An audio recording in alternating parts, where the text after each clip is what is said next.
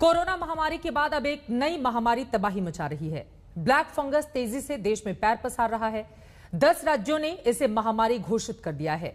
कितनी खतरनाक है ये बीमारी और इससे बचाव के लिए क्या करें, कैसे इसकी पहचान करें और किन बातों का रखें ध्यान, इन तमाम सवालों पर हम डॉक्टर्स के बड़े पैनल के साथ बातचीत करेंगे। डॉक्टर राहिल चौधरी जो कि आई सर्जन है वो हमारे साथ लाइव हैं। सबसे पहले डॉक्टर राहिल चौधरी आपसे ही शुरुआत करते हुए, क्योंकि लोगों के ज़हन में सबसे बड़ा ये सवाल है कोरोना की दूसरी लहर जिसका पीक अब धीरे धीरे करके शहरों से खत्म हो रहा है, लेकिन उसके बाद ब्लैक फंगस, कितनी खतरनाक है ये बीमारी और आप इसको कैसे एक्सप्लेन करेंगे सर?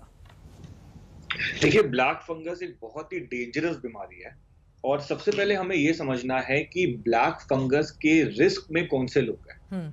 तो सबसे पहले तो हम ये समझते हैं कि जो इम्यूनो कॉम्प्रोमाइज लोग हैं, जैसे जो कैंसर के पेशेंट्स हो गए या कोई किडनी की प्रॉब्लम है या HIV के पेशेंट्स हैं, ये लोग तो रिस्क पे हैं।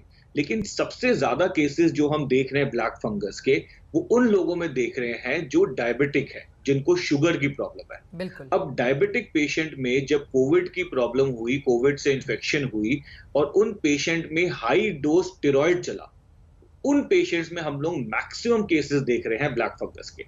और ये हो इसलिए रहा है कि जब डायबिटिक पेशेंट में स्टेरॉइड चलता है और कोविड होता है तो उनकी शुगर जो है वो अनकंट्रोलेबली हाई हो जाती है और इतनी हाई शुगर की वजह से ये एक फर्टाइल ग्राउंड बन जाता है जहां पे ब्लैक फंगस का जो स्पोर्स है, जो वो फंगस है, वो आपके नाक पे आके सेट हो जाती है और धीरे धीरे फैलना शुरू हो जाती है। इसके सिम्टम्स भी कुछ ऐसे आते हैं। जब ब्लैक फंगस की इन्फेक्शन आपको होती है तो चेहरे के एक तरफ सूजन आना, चेहरे की तरफ दर्द होना, नाक से सांस लेने में दिक्कत आना, ऐसा लगना कि नाक स्टफी स्टफी हो रही है, नाक से खून निकलना या मुंह में दांतों में दर्द होना, दांतों का ढीला पड़ जाना। अगर ये और ऊपर जाती है, आंखों में सूजन आना, आंखों की पलकों में सूजन आना, आंखों की नजर कम होना, आंखों की जो मूवमेंट है वो खराब होना। तो अगर इस तरह के कोई भी सिम्टम्स आपको मिल रहे हैं तो आपको अपने आंखों के डॉक्टर से या ENT डॉक्टर से जल्द मिलना है, क्योंकि इसमें सारा जो हमारा सीन है वो ये है कि कितनी जल्दी ट्रीटमेंट होता है।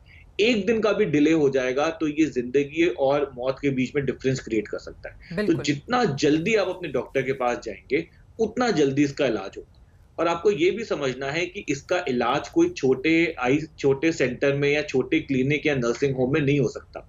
आपको एक बड़े हॉस्पिटल में जाना है जहां पे डॉक्टर्स की टीम हो, आंखों के डॉक्टर, ENT के डॉक्टर, न्यूरो सर्जरी के डॉक्टर, पैथोलॉजिस्ट, माइक्रोबायोलॉजिस्ट, इंटरवेंशनिस्ट, ये सारी डॉक्टर्स की टीम मिलके आपको मैनेज करती है। तो आपको एक टर्शियरी केयर हॉस्पिटल में जाना है, कोई भी सिम्टम आए इमीडिएटली जल्द से जल्द आपको करना है। जितना डिले होता जाएगा उतना मुश्किल है पेशेंट को इसमें बचाना। इंदौर में 8 ऐसे मामले सामने आए हैं ब्लैक फंगस के, जिसमें ब्लैक फंगस के लक्षण तो दिखे, लेकिन उन लोगों को यह नहीं पता चला कि उनको कोरोना हुआ या फिर नहीं हुआ और अब नए सिरे से उनकी जांच की जा रही है। यह अपने आप में एक अलग ही सिचुएशन है। इसको कैसे एक्सप्लेन करेंगे साहब? ऐसी स्थिति में क्या होना चाहिए?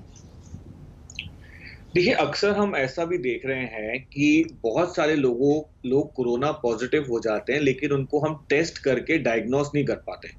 टेस्टिंग फैसिलिटीज भी लिमिटेड है और टेस्ट के रिजल्ट्स जो हैं वो कुछ दिनों बाद आते हैं और 3-4 दिन में अगर यंग लोगों को प्रॉब्लम हुई हो तो वो ठीक भी हो रहे हैं। तो ऐसा अक्सर देखा जा रहा है कि टेस्टिंग में मिस हो जाता है, लेकिन कहीं ना कहीं कोरोना से पेशेंट इन्फेक्टेड था, जिसके चलते आगे जाके ब्लैक फंगस की प्रॉब्लम उनको हो गई। देखिए, अल्टीमेटली हमें अगर एक मैसेज घर ले जाना है इससे, वो ये है कि जो सबसे ज्यादा रिस्क पे है पेशेंट, वो पेशेंट है जो डायबिटिक है और जिसमें कोरोना की ट्रीटमेंट में स्टेरॉइड चला है।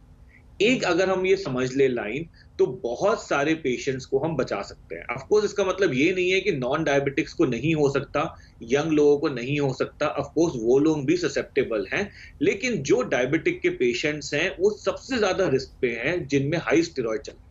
तो डायबिटीज के पेशेंट जब कोरोना से ठीक हो रहे हैं या कोरोना के लास्ट स्टेज पे हैं, उनको कंटिन्यूसली अपने डायबिटोलॉजिस्ट या एंडोक्रिनोलॉजिस्ट से टच में रहना है और अपनी शुगर मॉनिटरिंग करते रहना है। शुगर अगर कंट्रोल में रहेगा तो मेजॉरिटी लोगों को ब्लैक फंगस की प्रॉब्लम नहीं होगी।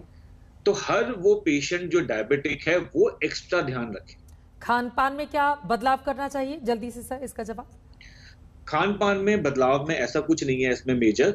आप अपना रूटीन खाना ही खाइए। हाँ, ऑफ कोर्स थोड़ा सा हेल्दी खाना खाइए, प्रोटीन रिच डाइट खाइए, विटामिन रिच फ्रूट्स, वेजिटेबल्स, हरी पत्तियां, सब्जी। अगर आप नॉन वेजिटेरियन है तो चिकन मटन थोड़ा खा सकते हैं। हाई प्रोटीन डाइट खाएंगे तो बॉडी की इम्यूनिटी बेटर होती है। ठीक है।